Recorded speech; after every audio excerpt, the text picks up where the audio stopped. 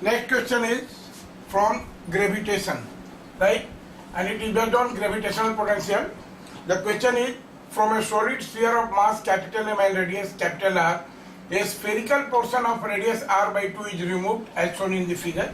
This is the figure. देखिए ये capital R है, इसका मास m है और इसमें से r by 2 रेडियस का एक स्फीयर निकाल दिया गया है, ठीक है.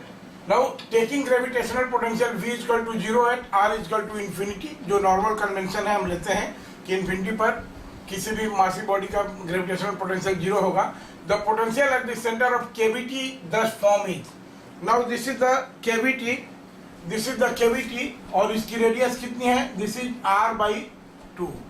This radius is r by 2. Radius of cavity is r by 2 and of course this is the centre of the sphere, right. तो r by 2 डिस्टेंस, ये पॉइंट पर जो सेंटर ऑफ द केविटी है, इस पॉइंट पर हमको gravitational potential calculate करना है. देखिए ये जानते हैं कि ग्रेविटेशनल पोटेंशियल क्या होता है. Gravitational potential is a scalar quantity. तो इस चीज को हम लोग ध्यान में रख करके अब जानते हैं फॉर्मूला. जैसे अब ग्रेविटेशन के डेरिवेशन में आपको बताया गया था कि किसी भी स्फेरिकल बॉडी के अंदर के किसी पॉइंट पर, इनर पॉइंट पर पोटेंशियल क्या होता है? Be inside potential at any point inside a sphere at a distance r from the center. अब मान लो कि सपोज ये डिस्टेंस r है, यहाँ से यहाँ तक ये डिस्टेंस r है, तो यहाँ पर क्या होता है फॉर्मूला? दिस इज निगेटिव तो होता ही है, minus G M by capital R into 3/2 minus, right, r square small r square by 2 capital R square. Now this is the expression for gravitational potential. हम आपको बताया गया है कि अगर ये कोई स्फीयर है जिसका मास है कैपिटल M, रेडियस है R, और इसके अंदर के किसी पॉइंट पर जो यहाँ से R डिस्टेंस पर है, कोई भी पॉइंट, यहाँ पर ग्रेविटेशनल पोटेंशियल अगर V इनसाइड की हम बात करें तो उसके लिए फॉर्मूला होता है V inside is equal to minus G M by R 3/2 minus R square by 2R square. अब देखिए इस प्रॉब्लम की अगर हम बात करेंगे तो यहाँ पर क्या है, इस प्रॉब्लम की बात करेंगे तो what is the value of r here. देखिए यहाँ से स्मॉल r, ये r by 2, इसकी रेडियस r है यहाँ से यहाँ तक, और ये कैविटी है जिसकी रेडियस है r by 2. तो ऑब्वियसली ये r क्या हो जाएगा? r minus r by 2 which is equal to r by 2.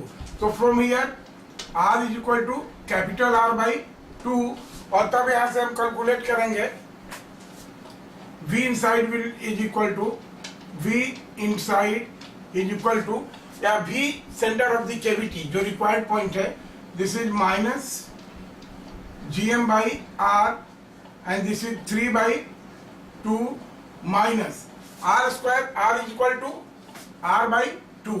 R by 2 का स्क्वायर करेंगे तो this is R square by 4, और नीचे में है 2R square into 1/2 R square, right.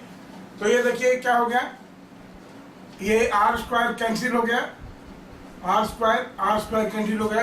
तो दिस इज 3/2 माइनस 1/8, राइट.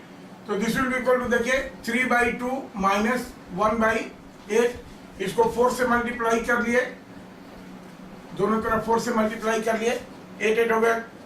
तो this is 4 3 12 minus 1 11/8.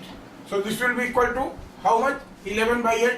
So this is minus 11/8 into gm by r.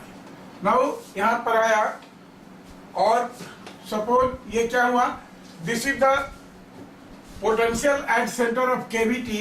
This is potential at center of cavity due to this sphere. अगर ये solid होता तो इस point का potential कितना होता? सपोज हमने इसको V1 कहा. नाउ इस कैविटी को देखिए, इस कैविटी को हम क्या मान सकते हैं कि ये cavity, this cavity is suppose to be made up of, देखिए ये एक स्फीयर है, टोटल स्फीयर है जिसकी रेडियस है कैपिटल R, राइट. और यहाँ पर इसके सर्कमफेरेंस को टच करते हुए R by 2 रेडियस की कैविटी है. दिस इज, ये है R by 2. तो now this cavity is suppose to be और इक्विवेलेंट टू, इसको क्या करेंगे कि दिस इज और इसका डेंसिटी रो है, तो इसको हम कर सकते हैं कि ये एक आर रेडियस के स्फीयर जिसकी डेंसिटी रो है और रेडियस आर है ये, और माइनस इसको हम लोग ये करें कि माइनस से अगर इसको प्लस करें तो क्या हो जाएगा, ये एक ऐसी कैविटी होगी, यहाँ पर एक ऐसी कैविटी होगी जिसका रेडियस होगा r/2 और डेंसिटी क्या हो जाएगा -ρ, राइट। इसकी डेंसिटी हो जाएगी -ρ। नाउ इस कैविटी को, ये जो कैविटी है इसको हम लिख सकते हैं कि this cavity is suppose to be made up of a sphere, a solid sphere of radius r and plus, चूंकि कैविटी को हमने टेकन आउट किया है, कैविटी निकाल दिया है, तो अगर इसकी स्फीयर सॉलिड स्फीयर की डेंसिटी रो है तो कैविटी निकाल दिया, अल्टीमेटली वो मास गायब होना चाहिए, इसलिए उसकी डेंसिटी क्या हो जानी चाहिए -ρ। सपोज इसके चलते, इस कैपिटल स्फीयर के चलते इसी सेंटर पॉइंट पर पोटेंशियल V1 है, राइट, और इस कैविटी के चलते, इस कैविटी के चलते इसके सेंटर पर पोटेंशियल हम मान लेते हैं कि suppose this is V2, right. यहाँ पर पोटेंशियल V1 है, या पोटेंशियल को जनरली हम लोग कैपिटल V से डिनोट करते हैं, तो वही कन्वेंशन हम लोग यूज करेंगे कि सपोज दिस इज V1, यहाँ पर ये पोटेंशियल हो गया सॉलिड स्फीयर के चलते V1 है जिसको हम निकाल चुके हैं -11/8 Gm/r, और इसके चलते सपोज ये कैविटी के चलते सपोज ये V2 है, V2 हमको कैलकुलेट करना है।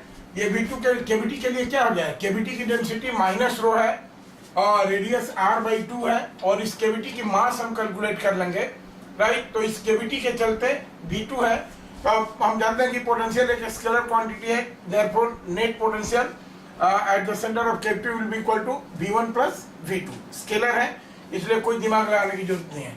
अब देखिए हमको कैविटी के लिए निकालना है, V2 कैलकुलेट करना है कैविटी के लिए, तो V2 कैलकुलेट करने के लिए हम क्या जानते हैं कि सेंटर पर का पोटेंशियल क्या होता है कि V centre, V2 is equal to V center of the cavity, V center of the cavity, and it is equal to generally क्या होता है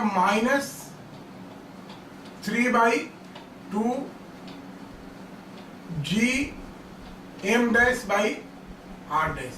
M'/r' है, इसको हम लोग स्मॉल r से डिनोट करते हैं Gm'/r, क्योंकि G तो कांस्टेंट रहेगा और ये कैविटी का मास हो जाएगा m', r का वैल्यू है r/2, स्मॉल r का वैल्यू है यहाँ पर r/2, और माइंड इट इसकी जो डेंसिटी है ये -ρ है, इसलिए इसके चलते पोटेंशियल क्या हो जाएगा, अगर देखिए सॉलिड स्फीयर के चलते पोटेंशियल निगेटिव हो रहा है तो कैविटी के चलते पोटेंशियल क्या हो जाएगा पॉजिटिव, क्योंकि सॉलिड स्फीयर की डेंसिटी ρ है, उसके चलते पोटेंशियल निगेटिव है, तो कैविटी की डेंसिटी -ρ है, इसलिए इसके चलते पोटेंशियल पॉजिटिव हो जाएगा। तो no doubt V2 will be equal to positive, right. तो डायरेक्ट हम ये कर सकते हैं, कैविटी का कंसीडरेशन नहीं करेंगे, इसको हमने +3/2 भी Gm/r। Now what will be mass of the cavity, cavity का मास निकालने के लिए हम ये करेंगे कि देखिए ये सॉलिड स्फीयर है, तो कैविटी का मास क्या हो जाएगा, जिसको हम m' कर रहे हैं, this m' will be equal to ρ। Solid sphere का मास m है, रेडियस कैपिटल R है, तो ये कितना हो जाएगा m/4/3, तो 3 ऊपर चला जाएगा πr3, राइट। This is ρ। यहाँ पर हम करें कि m' is equal to ρ into V', V' इज volume of cavity, and volume of cavity क्या हो जाएगा, this will B 4/3 into πr3, तो क्या हो जाएगा r/2, स्मॉल r का क्या है r/2 का क्यूब, तो this is r³ divided by 8, right.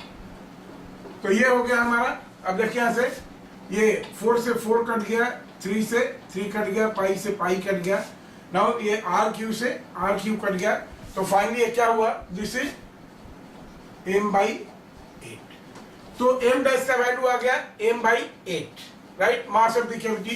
तो इसको हम लोग लिख सकते हैं कि दिस इज +3/2, राइट, G, और m' का वैल्यू कितना हो गया m/8 divided by small r। Small r का वैल्यू क्या है, स्मॉल r का वैल्यू है यहाँ पर this is r/2, small r का वैल्यू है r/2, राइट। अब देखिए इसको सिंप्लीफाई कर लेते हैं।